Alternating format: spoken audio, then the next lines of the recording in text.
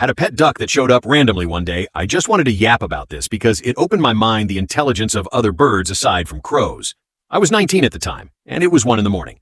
I was outside with my mom smoking a cig before she went to bed when we hear a weird sound. My mom, being how she is, and because it late, freaks out a bit, and I get up to go look at what caused it.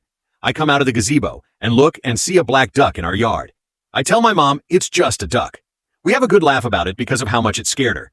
Next day we wake up and the duck is still there, in our yard, next day still there too, and so on. After 5 days, I decide to get the kiddie pool meant for my brother and fill it up with water and let the duck do its thing. I then begin to feed the duck, and by this point I named her Betty over the course of the next few days.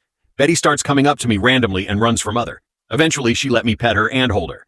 Then my parents start feeding Betty and the same thing happens. She starts to trust them. It was so cool to see this animal slowly learn. Trust. Eventually I started coming outside every few hours to play with Betty. I'd run, she'd chase me, I'd go on a walk, she'd follow. It was awesome.